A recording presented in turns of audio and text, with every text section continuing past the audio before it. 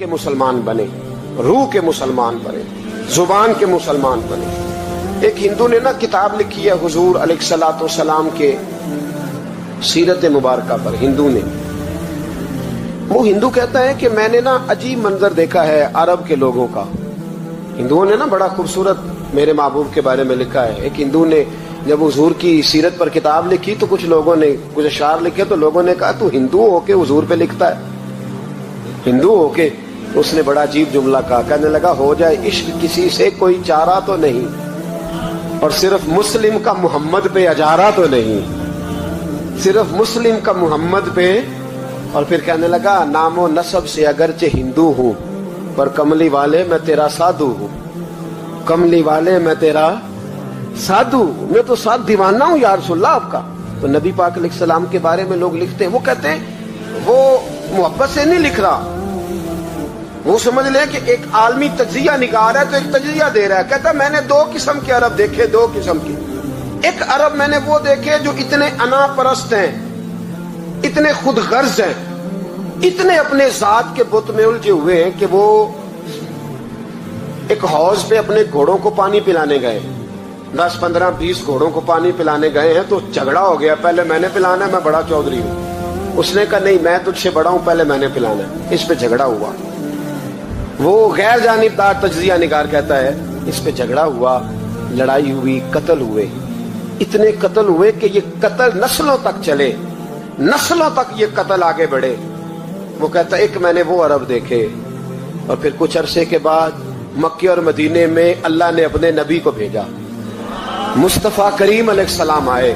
کہتا پھر انہی عربوں کا میں نے ایک اور رنگ بھی دیکھا, انہی عربوں کا میں نے ایک اور رنگ. وہ جو گھوڑے کو پانی پلانے پر لڑ رہے تھے, آج میں نے دیکھا کہ ایک جنگ کے موقع پر 3 صحابہ یا 7 صحابہ زخمی پڑے, زخموں سے چور ہیں. ایک آدمی پانی کا پیالہ لے کے آیا, ایک کو کہا پانی پی لو, زخمی ہو, شدید زخمی ہو, نزع کا عالم ہے, تھوڑی دیر میں ہو سکتا ہے شہادت نصیب ہو, پی لو. کل جو گھوڑے کو کہتا تھا پہلے میں نے پلانا ہے, میں نے پلانا ہے, آج وہی قوم میں نے عجیب رنگ دیکھا, کہا پانی پی لو. تو کہنے لگا یار میں تھوڑا زخمی ہوں, یہ جو میرے ساتھ لیٹا ہے یہ زیادہ زخمی ہے, پہلے اس کو پلا دے, میرے بھائی کا بھلا ہو جائے. کہتا پانی لے کے اس کے پاس پہنچے, اس کو کہا تو پی لے. تو وہ کہنے لگا نہیں میں زخمی ضرور ہوں پر جوان ہوں, یہ میرے ساتھ جو صحابی لیٹے ہیں یہ زخمی بھی ہیں بوڑھے بھی ہیں, ان کو پہلے پلا. میں بات کہتے میں تیسرے کے پاس گیا تو اس نے کہا نہیں یار چوتھے کو پلا, وہ زخمی بھی ہے بیمار بھی ہے, اسے زیادہ ضرورت ہے. کہتے چوتھے کے پاس گیا تو وہ تڑپ اٹھا, کہنے لگا 5ویں کو پلا, اس لیے کہ اسے زخم مجھ سے پہلے لگا ہے, اس کا جہاد بھی مجھ سے سخت ہے. کہتے اس کے پاس گیا تو کہنے لگا یار 6 کے پاس چلا جا, اس لیے کہ اس کا وقت مجھے زیادہ قریب لگ رہا ہے. کہتے میں 6 کے پاس گیا تو وہ بول اٹھا, کہنے لگا وہ 5 جس رسول کا کلمہ پڑھتے تھے میں بھی اسی محمد کا ماننے والا ہوں, تو مجھے نہ پلا 7ویں کو پلا. کہتے اس کے قریب گیا اور میں نے وہ منظر دیکھا کہ وہ کہنے لگا نہیں اگر وہ 6 قربانی دے سکتے ہیں تو میں نے بھی نبی پاک سے تربیت لی ہے, تو پہلے کے پاس جا. کہتے میں اس کے پاس جا کے کھڑا ہوا تو روح پرواز کر گئی. میں دوسرے کے پاس گیا تو کلمہ پڑھ کے شہادت کا جام پی گیا. میں تیسرے کے پاس گیا تو حوض کوثر تک وہ بھی پہنچ گیا. کہتے ہیں 7 کے 7 وصال کر گئے, پانی میرے ہاتھ میں تھا اور میں اس صحرا میں کھڑے ہو کے سوچ رہا تھا یہ وہ لوگ ہیں جنہوں نے دل کا کلمہ بھی پڑھا ہے, روح کا کلمہ بھی پڑھا ہے. یہ ان کا صرف وجود نہیں جھکتا رب رسول کی بارگاہ میں, جب یہ جھکتے ہیں تو ان کے دل بھی جھکے ہوئے ہوتے ہیں, ان کی روحیں بھی جھکی ہوئی ہوتی. حالات بدل گئے میرے بھائی. ایک زمانہ وہ تھا جب حضرت عمر فاروق کی لونڈی نے کلمہ پڑھا, ہاں حضرت عمر لونڈی نے کلمہ پڑھا تو حضرت عمر نے اسے الٹا لٹکا لیا, درے مارتے. بی بی کہتی عمر مجھے اتنا مارتے کہ مارتے مارتے تھک جاتے, پھر پانی منگاتے, پانی پی کے پھر مارتے. یہ وہی عمر ہے جو کہتے جو کلمہ پڑھے گا گردن کاٹ دوں گا. یہ وہی عمر ہے جو کوئی غریب مسکین قریب نہیں پھٹک سکتا تھا, لونڈی کو دروں سے مارتے. وہی عمر کلمہ پڑھ گئے. اور پہلے تو ایک قبیلے کے سردار تھے نا بھائی, پہلے ایک قبیلے کے سردار تھے, تو उल्टा लटका के मार। चाहिए था ना जब अमीरुल मोमिनीन बनते ज्यादा सख्त हो जाते और इनके अंदर सख्ती आती, और अमीरुल मोमिनीन बन गए।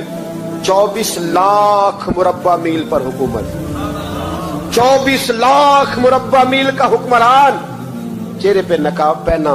कंजुल उम्माल में रवायत मौजूद, वही उमर जो कल गरीब औरत को दुर्रों से मारते हैं, वही उमर। इनकलाब आ गया, सोच बदल गई, निगाह और दिल मुसलमान हो गए। उमर गुजर रहे हैं, एक घर से बच्चों के रोने की आवाज आई। चेहरे पे नकाब पहने उमर रुक गए। अफला गुलाम साथ था। कहने लगे पता कर, कोई मसला है। दरवाजे पे दस्तक दी। बीबी तेरे बच्चे क्यों रोते हैं? कहने दौड़ जाओ। कौन होते हो? तुम्हें क्यों बताऊं? गरीब हर एक को नहीं दास्तान बताएं। कभी एक जमात आ गई, मुझे बताओ मैं हल करूंगा। फिर दूसरा आ गया जख्म टटोलने, मुझे बताओ मैं किस किस के सामने जख्म खोले, किस किस को बताएं। बीबी कहने लगी जा दौड़ जा। दर्जनों आते हैं, रोज पूछते हैं, पूछ के तू भी जा। आधी रात को तू कौन है? हजरत उमर मिन्नत करने लगे, कहने लगे बीबी तेरी मेहरबानी बता तेरे बच्चे क्यों रोते हैं? तो औरत तड़प के बोली, कहने लगी तू नहीं जाता तो सुन फिर। मेरे बच्चों की गलती ये है कि ये गरीब भी हैं और यतीम भी हैं। इनकी गलती है कि इनका बाप चला गया है। इनकी गलती ये है मैंने गरीब घरों में परवरिश पाई है। इनकी गलती ये है कि इनका दादा रईस नहीं था। इनकी कोताही ये है कि इनका नाना जागीरदार नहीं था। इनकी गलती ये है कि इनकी माँ जहेज में कुछ लेके नहीं आई। और क्या पूछना है? हजरत उमर कहने लगे बहन माजरा क्या है? कहने लगी बाप इंतकाल कर गया। उमर जब से हुक्मरान बना है इस गांव में कभी उसने फेरा ही नहीं डाला, वो आया ही नहीं। मेरी गरीबनी के बच्चे सारी सारी रात भूख से रोते, वो कभी आया ही नहीं। ये गलती है। पहले तो मैं कुछ न कुछ इनको खुश्क रोटी खिला देती थी, आज तो घर में कोई शय नहीं। शाम से लेकर पानी और रोड़े हंडिया में डाले हैं, पकाती जाती हूँ। कहा था चलो सो जाएंगे, पर भूख बड़ी जालिम है, नींद भी नहीं आने दे। सब रोगां दा रोग मोहम्मद, जिसका नाम गरीबी कंड वला के लंघ जाते नी दोस्त यार करीबी। कब भूख बड़ी जालिम है, पेट भूखा हो तो ये भी नहीं आती। सोचती थी सोच अब तहज्जुद का वक्त है पर सोते नहीं। अब बताओ मैं क्या करूं? उमर तो 24 लाख मुरब्बा मील का हुक्मरान है, इस कच्ची बस्ती में कैसे फेरा डालेगा? हजरत उमर दौड़े गए। 60 साल उम्र, कंधे पे अनाज का थैला रखा, कंधे पे। गुलाम कहते हुजूर मुझे दे दे। फरमाया बता कयामत में भी मेरा बोझ उठाएगा? फिर हजरत उमर लाए। फिर उमर ने उस बीबी के घर में चिराग रोशन किया। फिर बूढ़े उमर कहते मेरी बेटियां थी, मेरी बीवियां थी, मैंने खाना कभी नहीं पकाया था। मैंने उस बीबी से कहा बहन तू बैठ जा, तो बैठ गई। उमर कहते मैंने आग जलाई। आपके गुलाम कहते हैं जब उमर आग में फूंके मारते थे तो उनकी दाढ़ी से धुआं निकलता था। उमर ने आग जलाई। फिर फारूक कहते मैंने कभी रोटी नहीं पकाई थी पर आज मैंने आटा भी गूंदा। 24 लाख मुरब्बा मील का हुक्मरान। और भाई जब तेरा दिल और नजर मुसलमान होती है तो फिर तू झूठे दावे नहीं करता, फिर दीन तेरे लफ्जों में, जुमलों में, तकरीरों में नहीं रहता। हजरत सैयदना उमर फारूक रज़ी अल्लाह ताला अन्हु आटा गूंथते, दाढ़ी सारी आटे से भर गई। फिर उमर फारूक रोटियां पकाते तो हाथ जलते। फिर सालन पकाया, फिर उमर ने दस्तरखान बिछाया। फिर वो छोटे छोटे बच्चों का उमर ने मुंह धुलाया। फिर फारूक आज़म रोटी के लुक़्मे उनके मुंह में डालते और रोते, कहते बेटो उमर को पता नहीं चला कि तुम भूखे थे। बेटियों उमर को खबर नहीं थी। उमर से नाराज तो नहीं हो? छोटे छोटे बच्चे कहते हमें तो पता भी नहीं उमर कौन है। अब क्या बात? फिर उनको उमर फारूक ने खिलाया। फिर फारूक आज़म शहर में बैठ गए, उनको हंसाते रहे। गुलाम कहते हुजूर अब क्या करते हो? फरमाया जो मेरी वजह से रोए थे उन्हें खुश ना करूं। फिर उस बीबी की तरफ मुतवज्जे हुए, कहने लगे अगर उमर नहीं आया तो आप ही खबर कर देती। बीबी कहने लगी ड्यूटी उमर की है खबर लेने की, मेरी नहीं है कि मैं जाके बताऊं। मैं क्यों बताऊं? हजरत उमर कहने लगे चल उमर को माफ कर दे। कहने लगी उसे क्या माफ करना है, मैं तो दुआ करती हूँ अल्लाह उसे हटा दे और आपको बना दे। मेरी दुआ है कि वो चला जाए आप आ जाएं, पर मैं अगर मैं बन जाऊं तो उमर को माफ कर दोगी? कहा हाँ कर दूंगी। हजरत उमर ने चेहरे से नकाब उतारा, फरमाया बीबी मैं उमर ही हूँ, تو نے دیکھا نہیں تھا یا تیری دعا مقبول ہو گئی؟ وہ بی بی کہنے لگی آپ کے سامنے اتنی جلی کٹی سنائی؟ فرمایا بس ایک وعدہ کر، اگر تو نے عمر کو یہاں معاف کر دیا ہے تو وہاں بھی معاف کر دینا۔ وہاں بھی سوال، شرط یہ ہے تیرا دل کتنا مسلمان ہے؟ ہمارا یہ حال ہے، ہم جملوں کے مسلمان، لفظوں کے مسلمان، ہم اپنے آپ کو کھینچ کھانچ کے مسجد میں لا کے 2-4 رکعتیں بھی پڑھ ہی لیتے، پر دل و نگاہ اگر مسلمان نہیں تو پھر کچھ بھی نہیں۔ دیکھیں نا کتنے اعلیٰ لفظ ہے حدیث میں، نبی پاک نے فرمایا میں اسے اپنا مومن ہی نہیں مانتا۔ صحابہ کہتے ہیں پوچھنے لگے تھے کسے؟ تو حضور نے دوسرا بار پھر کہہ دیا، فرمایا میں اللہ کی قسم اسے مومن نہیں مانتا۔ تیسرا جملہ پوچھنے لگے تو حضور نے پھر بول دیا، فرمایا میں نہیں مومن مانتا۔ حضور کسے؟ فرمایا جو خود تو پیٹ بھر کے کھائے اور اس کا پڑوسی بھوکا سو جائے۔ 3 دفعہ حضور نے کہا میں مومن ہی نہیں مانتا۔ اتنی مرضی تسبیح پڑھے نہ مرضی رب رب کہے، تو میرے بھائی یاد رکھے رحمت اللہ علیہ درویش تھے دلی کے، بہت سارے لوگ مرید تھے، ایک بڑا خدمت گزار مرید تھا، مزدوری کرتا تھا، غریب تھا، تو 6 بیٹیاں تھیں اس کی۔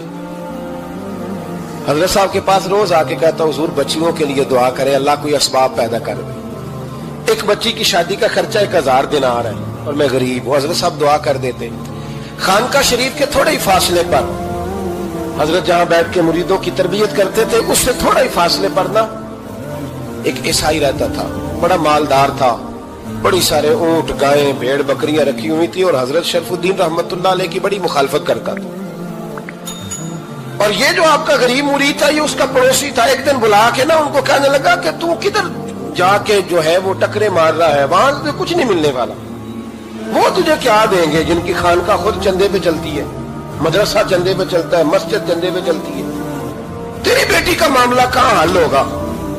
تو اس درویش نے کہا کہ تو میرے پیر کو نہیں جانتا، تو مجھے میرا محبوب نہیں ڈٹھا، تو پتہ نہیں نا تو اس رستے کا مسافر نہیں، تو نہیں جانتا، ان کا بس چلے نا تو وہ ہر قیمت میں میری بیٹیوں کی شادی کرا دیں۔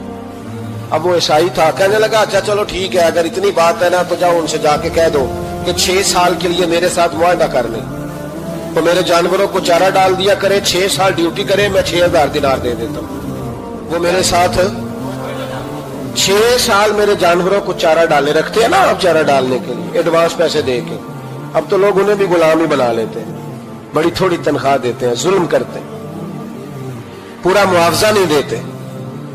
حضرت شیخ شرف الدین کے بارے میں وہ کہنے لگا جو اپنے پیر سے جا کے کہہ کہ میرے جانوروں کو 6 سال چارہ ڈالے، میں 6000 دے دیتا ہوں، تو جو کہتا ہے ہر قیمت پہ جانے کو تیار ہے۔ اس نے جب یہ بات کی تو مرید نے ناراض ہو گیا، وہ لڑائی ہو گئی، گربان پکڑ لیا، جھگڑا ہوا، بات بڑی دور گئی، اس طرح کی بات کرتا میرے حضرت کے بارے میں، میرے جیسے کئی میں وہاں کام پہ رکھا دوں۔ جب وہ بڑی بحث ہوئی، بات محلے میں علاقے میں پھیل گئی، دنیا نے سن لی تو شیخ شرف الدین تک بھی پہنچ گئی، اس طرح جھگڑا ہوا ہے۔ لوگ سو گئے عشاء کی نماز کے بعد، حضرت صاحب نے نا سر پہ کپڑا لیا، اس عیسائی کے دروازے پہ دستک دی، وہ باہر آیا، فرمانے لگے لوگ تو سوچ سمجھ کے ملازم رکھتے ہیں، تو نے بھی تو سوچ ہی لیا ہوگا تبھی تو مجھے آفر کی ہے، تو اپنی آفر پہ قائم ہے، واقعی مجھے رکھ لے گا اور 6000 دینار دے دے گا؟ کہنے لگا جا بابا کام کر اپنا۔ فرمایا نہیں، تو نے اتنے لوگوں میں بات کی، اتنی بحث ہوئی، تو قائم ہے؟ کہنے لگا میں تو قائم ہوں پر آپ نے نہیں قائم رہنا۔ فرمایا میں سوچ سمجھ کے آیا ہوں۔ اس نے کہا آپ ڈیوٹی کریں گے، بھینسوں کو چارہ ڈالیں گے؟ فرمایا ایک شرط، بس جب اذان ہو جائے نا تو مجھے رب کی نماز پڑھنے کی اجازت دے دینا، باقی صبح و شام جو تو کہے گا۔ اگر اس غریب کی بیٹیاں بیائی جائیں تو مجھے اور کیا چاہیے، اس کی 6 بیٹیوں کا بوجھ ہے اس کے سر پہ، تو مجھے رکھ لے۔ اللہ اکبر۔ وہ کہنے لگا چلے پہ میرے ساتھ خط بندگی کر لیں، آج کل ہم اسٹامپ کرتے ہیں، اس زمانے میں خط بندگی ہوتا تھا، غلامی کا خط، قاضی شہر کے پاس، یعنی اس کا خیال تھا کہ چلو اسٹامپ کی بات کروں گا تو بھاگ جائیں گے۔ فرمایا چل میں تیار ہوں۔ قاضی تک گئے، طے ہو گیا، 6000 دینار دے دیے۔ حضرت نے مرید کو بلایا، فرمایا پتر یہ لے جا میری بیٹیوں کو روانہ کر دے۔ کہنے لگا حضور یہ کیا کر رہے ہو آپ، کچھ سوچیں۔ فرمایا یار جب تجھے بیٹا بنا لیا تو پھر میری پوتیاں تو لگتی ہیں نا، میرا حق تو بنتا ہے نا، جا کے ڈیوٹی کر، ان کو بیاہ دے۔ بات پھیل گئی، بادشاہ بھی عقیدت مند تھا، وہ 12000 دینار لے کے پہنچا۔ کیا بتاؤں ان رب کے بندوں کا دل کیسا ہوتا ہے، کیا درد ہوتا ہے، کیا رنگ. 12,000 دینار لے کے بادشاہ آیا اور آگے حضرت کو پیش کیے کہ حضور آپ دیں اس عیسائی کو ڈبل دیں اور جائیں کام کریں. آپ فرمانے لگے تو پیسے دے، شرطیں نہ لگا، میرا جہاں دل کرے گا میں خرچ کروں گا، مجھے تو مزہ ہی اب آنے لگا ہے، ابھی تو لطف آ رہا ہے، ابھی تو ذائقہ آیا ہے کچھ کرنے کا، پیسے دینے ہیں تو دے، پابندی نہ لگا، جہاں میرا دل کرے گا میں. اس نے کہا حضور ٹھیک ہے رکھ لیں. حضرت نے فجر مسجد میں پڑھی، جیب میں 12,000 دینار تھے. اعلان فرمایا بھی کسی اور کی بیٹی بھی بیٹھی ہے تو پیسے میرے پاس ہے. وہ 12,000 دینار بھی بانٹ دیا اور 12,000 دینار بانٹ کے نہ تو پھر چلے گئے کھیت میں چارہ کاٹنے. اس عیسائی کو کسی نے بتلایا کہ ان کے پاس تو 12,000 آیا ہے پر تجھ سے جان نہیں چھڑائی انہوں نے. وعدہ یہ ہوا تھا کہ 6 دیں گے تو جائیں گے، جب تک دیں گے نہیں تیرے گھر میں کام کریں گے. وہ نہ چارہ کاٹ رہے تھے، حضرت صاحب تو وہاں پہنچ گیا، دور جا کے کھڑا ہو گیا، کہنے لگا بابا پہلے تو میں نے مسلمانوں کے اخلاق سنے تھے، اب تو میں نے دیکھ بھی لیے، پر یہ بتا جب 12,000 آیا تھا جان کیوں نہیں چھڑائی؟ تو حضرت چارہ کاٹتے کاٹتے رو پڑے.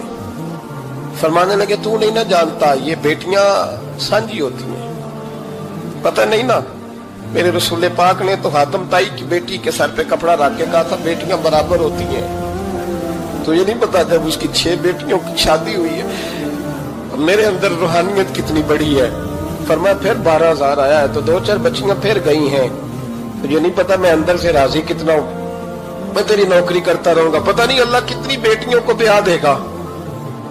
اتنا رویا وہ عیسائی کے پیروں میں بیٹھ گیا، کہنے لگا بابا میں نے تیری مخالفت کی ہے پر تیرے قریب آ کے پتہ چلا ہے تو بہت اونچے اخلاق کا مالک ہے، اور اگر تیرا یہ مقام ہے تو تجھے اخلاق سکھانے والے محمد عربی کی شان کتنی ہوگی. ظالم کی بولیے جاتے نہیں لوگ جھوٹے گواہ بن کے. وکیل صاحب کو نہیں پتا ہوتا کہ یہ بندہ مجرم ہے جو میرے پاس آیا، کیا مجرموں کے وکیل نہیں ہوتے؟ بولے تو اس کو پتہ نہیں ہوتا وکیل صاحب کو کہ یہ صاحب مجرم ہے، میرے پاس مقدمہ لے کے آئے ہیں. اور اگر بے ادبی نہ ہو جائے تو میرا خیال ہے قاضی عدالت کو بھی پتا ہوتا ہے کہ مجرم کون ہے اور مظلوم. میرے نبی پاک صلی اللہ علیہ وسلم نے اس قدر زیادہ سختی فرمائی اس مسئلے میں. فرمایا جس کو پتا تھا کہ فلاں آدمی ظالم ہے، ظلم کر رہا، پھر وہ ظالم کا گواہ بنا یا اس نے ظالم کی مدد کی، کتنی کی؟ شارحین لکھتے ہیں چاہے اس نے ایک جملہ بول کے کی، چاہے ایک، سارے بولیے، چاہے ایک غریب کو اس نے ظلم کیا تو کہتے ہیں علاج یہ سی، چاہے ایک جملہ بول کے کی. شارحین اس حدیث کی شرح میں لکھتے ہیں ایک جملہ بول کے چاہے مدد کی. جس بندے نے کسی ظالم کی مدد کی کسی مقدمے میں یا کسی صورت میں اور اسے پتا تھا یہ ظالم ہے، میرے نبی پاک صلی اللہ تعالیٰ علیہ وسلم فرماتے ہیں اگر اس نے مدد کی، ابھی ظالم کی بات نہیں ہو رہی، ظالم کے مددگار کی بات ہو رہی، اگر کسی نے ظالم کی مدد کی تو حضور فرماتے ہیں خدا بھی اس سے بری و ذمہ ہے، رسول بھی اس سے بری و ذمہ ہے. سنبھال کے رکھے اپنی نمازیں، قربانیاں، حج، زکوٰۃ سنبھال کے رکھے.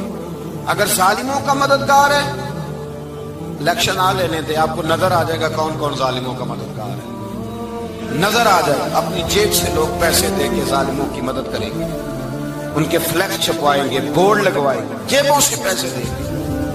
ہم نے خود آگ لگائی ہے چمن میں اپنے، بے سبب گردشی ایام کو الزام نہ دو، ہم نے خود نور کا ظلمت سے کیا ہے سودا، کر کے توہین سحر شام کو الزام نہ دو. ظالموں کے مددگار میدان میں آ گئے، یہ چھوٹا لفظ نہیں. میرے حبیب پاک صلی اللہ علیہ وسلم نے فرمایا جو ظالم کا مددگار ہے سن لے جو سجن کے ساتھ کچہری جاتا ہے، وہ یاد رکھے جو دوست کا گواہ بنتا ہے، وہ یاد رکھے جو کہتا ہے میں مانگی گیا تھا، مجھے بلایا گیا تھا قبضہ چھڑانے کے لیے کسی غریب بیوہ کی جائیداد پہ، کب وہ سن لے تو مدد کر کے نہیں آیا، تو خدا کے ذمے سے نکل گیا. رسول پاک نے فرمایا تیرا میرا تعلق ختم ہو گیا، تو ظالم کا مددگار ہو گیا. پھر تو کہتا میں بے چین ہوں، میں بے قرار ہوں، میں آزمائش کا شکار ہوں. پلٹ کے دیکھ تو صحیح تیرا گناہ کتنا بڑا ہے. میرے نبی پاک صلی اللہ علیہ وسلم کا ایک اور فرمان سننے، ابن ماجہ ابو داؤد میں موجود ہے. اس حدیث کو آپ نے یاد کر لینا، کر لیں گے انشاءاللہ، سارے کہیے انشاءاللہ کر لیں گے یاد. حضور صلی اللہ علیہ وسلم نے فرمایا اگر تو ظالم کی مدد کرے گا نا، یہ لفظ دل کی تختی پہ لکھ لینا، یہ مکافات عمل ہے، مکافات عمل دنیا، ادھر کرو گے تو ادھر بھرو گے۔ فرمایا اگر تو کسی ظالم کی مدد کرے گا، سن لے حضور کا فرمان ہے، اگر تو ابن ماجہ ابو داؤد صحاح میں موجود ہے، فرمایا اگر تو کسی ظالم کی مدد کرے گا تو رب تعالیٰ مرنے سے پہلے پہلے تیرے اوپر بھی ظالم کو مسلط کر دے گا، تیرے اوپر بھی ایک دفعہ ظلم ضرور ہوگا اگر تو ظالم کی، وہ کسی صورت میں بھی ہو سکتا ہے، کسی صورت میں تیرا بیٹا ہی اٹھ کے ظلم کر دے گا، تو الجھ جائے گا، کسی نہ کسی جگہ تیرے لیے تباہی کا سامان ہوگا، تیرے اوپر ظلم ہوگا، اس لیے کہ تو ظالموں کا مددگار ہے۔ چاہیے یہ تھا کہ تو مظلوم کی مدد کرتا، انسانی ایمانی یقین کا فریضہ سر انجام دیتا، تو ظالموں کا مددگار ہو گیا۔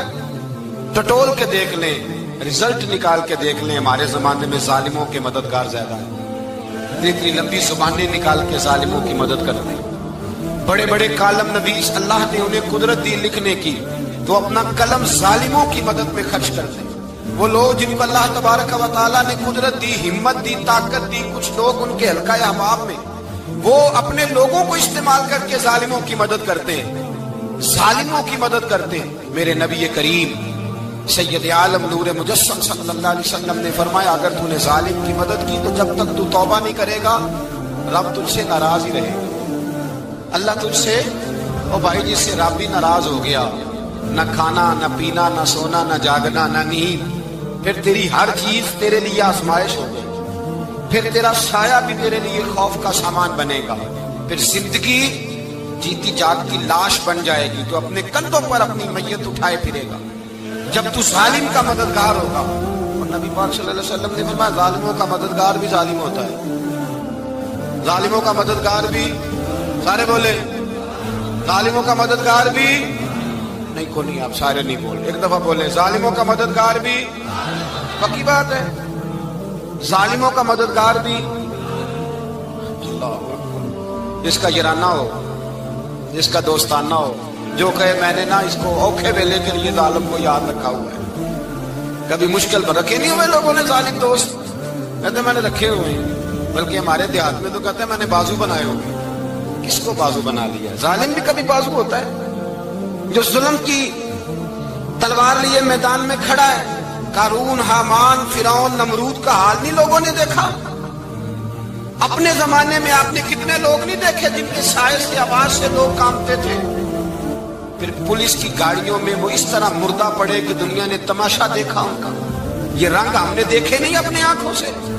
فرمایا ظالم کا مددگار بھی، جو کار میں بٹھا کے لے کے گیا وہ بھی ظالم، جس نے چائے پلائی وہ بھی، جس شخص نے کھانا کھلایا وہ بھی، جو کچہری تک ساتھ گیا وہ بھی، جس نے فلیکس کے نیچے، بڑے شرابی کے نیچے چھوٹی اپنی فوٹو لگائی وہ بھی، جو ووٹ کی پرچی ڈالنے گیا وہ بھی۔ کہہ دینا باہر نکل کے کہ حضرت صاحب نے سیاسی تقریر کی ہے، کہہ دینا، پر بات تو سچی ہے نا۔ خو کرے ہم تو سے تھوڑا سا گلا بھی سن لے، خو کرے ہم تو سے تھوڑا سا بھی گلا۔ امام مالک کے پاس ایک بندہ آیا، اس نے کہا حضور میں درزی ہوں، ایک ظالم بادشاہ مجھ سے کپڑے سلواتا ہے، میں تو ظالموں کا مددگار نہیں نا۔ ایک ظالم بادشاہ مجھ سے، حضور میں تو مددگار نہیں نا ظالموں کا، جو فرمایا ظالموں کا مددگار بھی ظالم ہوتا ہے، تو کپڑے لے کے آتا ہے میں سی کے دے دیتا ہوں، ذمہ داری نہیں سمجھے۔ یہ ایک آدمی دکاندار ہے، اس سے کوئی بندہ چیز خریدنے آئے گا تو تھوڑی کہے گا میں نے نہیں دینی، تو دے گا۔ کوئی بندہ اگر کسی شخص سے کوئی کام کہتا ہے جو اس کی فیلڈ ہے، اس کا شعبہ ہے، اس کا معاش کا وہ سلسلہ ہے، کہتے ہیں یا رسول اللہ صلی اللہ علیہ وسلم ظالموں کا مددگار بھی ظالم، حضور نے فرما دیا۔ تو امام مالک سے بندے نے مسئلہ پوچھا، دل کی تختی پہ لکھنے والی باتیں ہیں، کہا حضور میں درزی ہوں، ظالم کپڑے سلواتے ہیں، میں تو مددگار نہیں نا۔ امام صاحب کہنے لگے نہیں، مددگار تو وہ ہوگا جو تجھے سوئی دھاگا فراہم کرے گا، تو پورے کپڑے سی کے دیتا ہے، تو خود بہت بڑا ظالم ہے، تو پورے سوٹ سی کے دیتا ہے، تو بہت بڑا ظالم خود ہے۔ مددگار تو وہ ہوگا جو تجھے دھاگا دے گا، جو تجھے بٹن دے گا، جو تجھے نلکی دے گا۔ جو ظالم سے اتنی نفرت ظلم کر کے بندہ ہے، یہاں تو ہمارے زمانے میں ہیرو بن جاتے ہیں لوگ، ظالم ہیرو ہے، لوگ اس سے ڈرتے پھرتے ہیں، گھومتے پھرتے ہیں، اور بہت سارے کم مزاج لوگ اس کے پیچھے ہاتھ باندھ کے پھرتے ہیں۔ ظالموں کی مدد کرنا، ظالموں کے ساتھ رہنا، یہ ظلم ہے، ظلم، یہ زیادتی ہے۔ میرے نبی پاک صلی اللہ تعالی علیہ وآلہ وسلم نے ارشاد فرمایا یاد رکھو رب فرماتا ہے میں مظلوم کی مدد ضرور کروں گا، چاہے جلدی کروں چاہے دیر سے کروں، میں مظلوم کی مدد۔ حضور صلی اللہ علیہ وسلم نے فرمایا ہے، حضرت معاذ بن جبل کہتے ہیں حضور نے مجھے یمن کا گورنر بنایا، جب میں جانے لگا نا تو حضور نے بڑی نصیحتیں کی، بخاری میں موجود ہے، فرماتے ہیں جب میں پلٹنے لگا تو میرے رسول نے فرمایا بعد ایک منٹ ٹھہر جائے، ایک بات میری یاد رکھنا، اس کو نہ بھولنا۔ کہا حضور کیا؟ فرمایا دیکھنا کسی پہ ظلم نہ کر بیٹھنا، کہیں تجھ سے زیادتی نہ ہو جائے۔ محبوبہ پھر حضور نے فرمایا سن میرے معاذ، میں تجھے گورنر بنا رہا ہوں، زیادتی نہ کر بیٹھنا۔ یا رسول اللہ صلی اللہ علیہ وسلم کیا ہوتا ہے؟ تو میرے کریم نے فرمایا جب مظلوم دعا کے لیے ہاتھ اٹھاتا ہے تو عرش کا مالک کہتا ہے فرشتوں پیچھے ہٹ جاؤ، عرش کا مالک کہتا ہے فرشتوں پیچھے ہٹ جاؤ، دروازے کھول دو۔ فرمایا مظلوم اور رب کے درمیان شے حائل کوئی نہیں ہوتا۔ مولا رومی رحمت اللہ علیہ فرماتے ایک دن نا شیر نے، کہتے شیر نے ایک دن نا ریچھ کو ساتھ لے لیا اور ساتھ لے لیا لومڑی کو، تو اس نے کہا اور شکار کرنے چلے، چلو جی، تو شیر کی مہربانی ساتھ لے لیا ہے، حالانکہ اس کو کسی کی مدد کی ضرورت ہے، وہ تو بادشاہ ہے، بادشاہ سلامت نے ساتھ لے لیا، شکار کیا 3 چیزوں کا، ایک شکار کیا خرگوش، ایک ہرن، ایک گائے۔ اب وہ شکار کر کے واپس آئے تو جو ریچھ تھا نا ذرا اکڑ اکڑ کے چلنے لگا کہ بادشاہ کے ساتھ میں بھی تھا، یعنی شکار میں میرا بھی حصہ، اور شیر بھی سمجھ گیا بات کو کہ اس کا دماغ خراب ہو رہا ہے، حالانکہ میں نے تو ویسے ہی ساتھ لیا۔ وہ ریچھ صاحب بھی نا تگڑے ہو گئے، انہوں نے کہا اوہو میں ساتھ ہی تھا کہ اب بادشاہ نے تو ویسے ساتھ لیا تھا کہ چلو 2-4 آدمی مل کے، تو وہ پیر وارث شاہ صاحب رحمت اللہ تعالیٰ علیہ سے کسی نے کہا کہ آپ کے جو شیخ ہیں، آپ کے مرشد ہیں، آپ کو بلا بلا کے مشورے لیتے ہیں، کام لیتے ہیں، تو آپ تو بڑے خوش نصیب ہیں۔ تو انہوں نے کہا ہیر ہس بولے تے وہ مہربانی، ورنہ رانجے تے لاڈ ہی لڑاونے نے۔ انہوں نے کہا ٹھیک ہے اگر اس نے مہربانی کر دی ہے تو اس میں میرا نہیں، ان کی نظر شفقت ہے، ہیر ہس بولے تے وہ دی مہربانی، انہوں نے مہربانی فرمائی ہے تو بڑی کرم نوازی ہے، ورنہ من آنم کے من دانم، جو میں ہوں اس کا مجھے پتا تو ہے ہی نا، تو میں اس میں اپنے آپ کو اتنا بڑا نہیں سمجھ۔ اس نے نا شیر نے بھانپ لیا، اس نے کہا کہ اس کے ذہن کے اندر بات آ رہی ہے کہ شاید میں کو بلا ہوں، تبھی تو مجھے سپیشل بادشاہ نے کہا کہ چاہے میرے ساتھ شکار کرنے میں، ہے کوئی میرے اندر بات۔ اللہ اکبر۔ اس نے نا آ گئے بیٹھ گئے، اس نے کہا اس سے بادشاہ نے کہ کیا کرنا ہے، اب شکار تو ہو گیا ہے، تو اس کے اندر تو سودا سمایا ہوا تھا نا، اس نے کہا جی کرنا کیا ہے، بانٹ کے کھانا چاہیے، بانٹ کے کھانا چاہیے۔ اس کو بڑا غصہ آیا، اس نے کہا اچھا تو مجھے کمزور سمجھتا ہے، میں جو چاہتا تھا کر سکتا تھا، میں نے تو عذرائے محبت تجھے عزت دی ساتھ لے لی اور تو بن کے ہی بیٹھ گیا ہے۔ اس نے کہا اچھا بانٹ کے کھانا چاہیے، کہا بالکل، کہا چلو بانٹو، پھر کیسے بانٹنا ہے۔ ہرن کا اور بکرے کا گوشت ایک جیسا ہوتا ہے، بلکہ ہرن کا زیادہ مہنگا ہوتا ہے، لذیذ ہوتا ہے۔ اب اس نے تقسیم کیسی کی دی، اس نے چلاکی کرنی چاہیے، کہنے لگا جی تقسیم سیدھی سی ہے، آپ بڑے ہیں، گائے آپ کی، 3 جانوروں کا شکار ہوا نا، گائے، ہرن اور خرگوش، کہنے لگا آپ بڑے ہیں، گائے آپ کی، میں درمیانہ ہوں تو ہرن میرا، اور لومڑی چھوٹی ہے تو خرگوش لومڑی کا۔ اس نے کہا تیرا بھلا ہو جائے، کیسی تم نے تقسیم کی ہے۔ اس نے مارا پنجا اور ریچھ کو بھی مار دیا۔ اس نے کہا تو عجیب آدمی ہے بھائی، تجھے تو ذرا موقع دیا ہے تو تو نے ہاتھ ہی وہاں ڈال لیا ہے جہاں بالکل تیرا بنتا ہی نہیں تھا۔ اللہ اکبر۔ اس نے کہا اچھا مر گیا۔ اب لومڑی بھی سنبھل کے بیٹھ گئی، لومڑی ذرا تیز ہے، چلاک ہے، تو مولا رومی علیہ رحمہ کہتے ہیں، اور شیر کہنے لگا لومڑی سے چل تو تقسیم کر، تو تقسیم کر کیا کرنا چاہیے۔ تو کہنے لگی بادشاہ سلامت تقسیم بڑی سادی سی ہے، سویرے ناشتہ خرگوش کا کرے، دوپہر کو آپ جب کھانا کھانے لگے تو ہرن تناول فرمائے، اور شام کو ذرا آپ زیادہ کھاتے ہیں تو آپ گائے کھائیں، یہی تقسیم ہے۔ بڑا راضی ہوا شیر۔ اس نے کہا تو نے یہ تقسیم بڑی اچھی کی ہے، یہ کہاں سے سیکھی ہے؟ کہنے لگی ریچھ کی موت سے سیکھی ہے، ابھی مرا ہے میرے سامنے، اس کی موت سے میں نے سیکھی ہے، اس لیے کہ اگر یہ تقسیم نہ کی تو مر میں بھی جاؤں گی۔